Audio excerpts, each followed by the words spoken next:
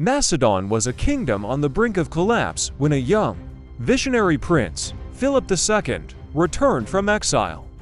With cunning diplomacy and revolutionary military reforms, he didn't just save his homeland.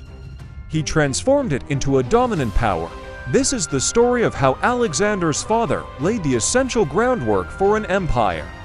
In our last episode, we explored the rugged land and warrior spirit of Macedon, a kingdom on the periphery of the Greek world, constantly battling for survival.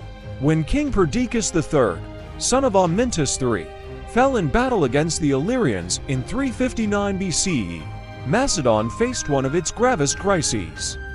Thousands of Macedonian soldiers lay dead, the kingdom was vulnerable, and the infant son of Perdiccas, Amyntas IV, was the nominal heir. It was a moment that could have seen Macedon fragmented or absorbed by its aggressive neighbors. But into this chaos stepped Perdiccas' youngest brother, a man whose experiences had uniquely prepared him for this challenge, Philip II.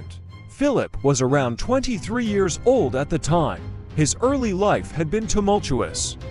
As a youth, during a period of internal Macedonian instability and external pressure, he had been sent as a hostage to Illyria, and then, more significantly, to Thebes. This period in Thebes, from roughly 368 to 365 BCE, was not a harsh imprisonment, but a formative political education. Thebes was then at the zenith of its power in Greece, under the brilliant military leadership of Epaminondas and Pelopidas. Philip observed firsthand the most advanced military tactics of the age, including the Theban sacred band and elite corps of 300 warriors, and Epaminondas' innovative use of the oblique phalanx, concentrating force on one wing to achieve a breakthrough. He learned about Greek politics, diplomacy, and the organization of a leading Hellenic state.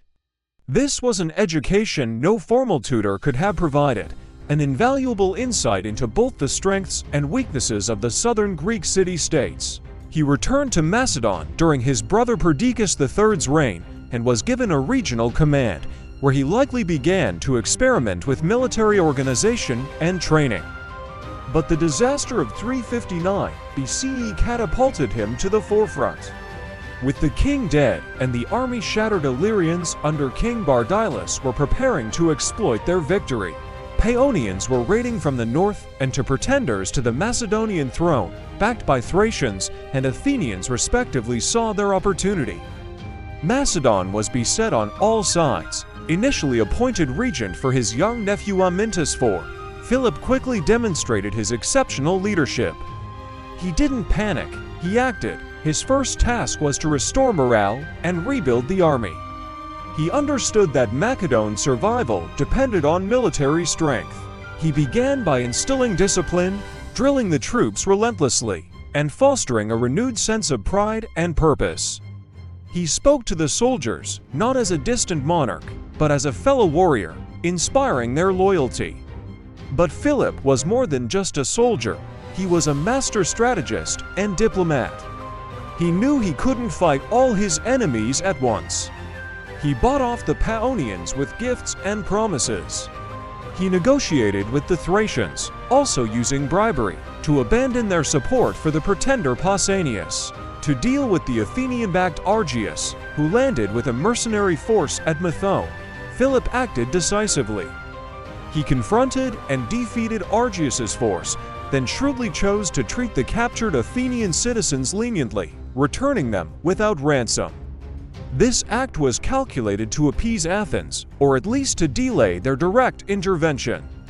He also formally renounced Macedon's claim to Amphipolis, a strategic city Athens coveted, further placating them for the time being. With his northern and eastern flanks temporarily secured through a combination of bribery, diplomacy, and swift military action, Philip turned to the most pressing threat, the victorious Illyrians.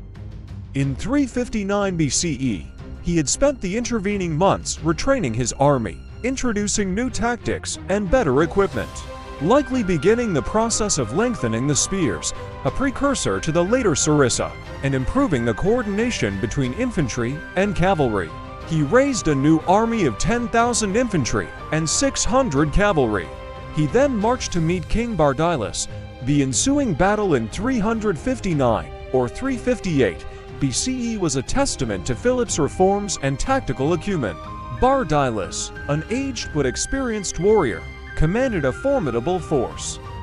Philip, however, employed innovative tactics, possibly a variation of the oblique order he had witnessed in Thebes, using his strengthened infantry phalanx to hold the Illyrian center while his superior Macedonian cavalry, which he personally led, outflanked and broke the enemy. The Illyrians suffered a devastating defeat, losing thousands of men, including Bardylis himself. This victory was crucial. It not only expelled the Illyrians from Macedonian territory, but also re-established Macedonian dominance in the region and announced Philip as a formidable military leader. Having secured his kingdom from immediate external threats, Philip then consolidated his own power. The Macedonian assembly, comprising the army, recognized his indispensable leadership and acclaimed him king, setting aside the claims of his young nephew Amyntas IV. Philip, now undisputed ruler, could fully implement his vision for Macedon. His reforms were comprehensive. Militarily, he began the process of transforming the Macedonian army from a semi-feudal levy into a professional, national fighting force. He improved weaponry, tactics, and training. He understood the importance of siegecraft, something Greek armies often lacked, and began to develop a siege train. Economically, he exploited Macedon's natural resources, particularly timber and the gold and silver mines in newly acquired territories like Paeonies, which he renamed Philippi, providing the wealth needed to fund his army and his political ambitions. Crucially, Philip also fostered a new sense of Macedonian national identity. He bound the often fractious nobles to himself through patronage by giving them commands in his expanding army, and by creating the corps of royal pages, where sons of nobles were educated at court and served the king, a system that both honored them and kept them as effective hostages for their father's loyalty. In these early years of his reign, from 359 to 356 BCE, Philip II achieved a remarkable turnaround. He inherited a kingdom on the verge of disintegration and, through a combination of military genius, diplomatic skill, ruthlessness, and sheer force of will, transformed it into a stable, unified, and increasingly powerful state. He had neutralized immediate threats, begun the creation of an invincible army, and secured the resources to fuel his ambitions. It was also during this period, in 357 BCE, that Philip made a significant political marriage to Olympias, an Epirot princess of the Molossian royal house. This alliance secured his western flank and brought a passionate, ambitious, and formidable woman to the Macedonian court.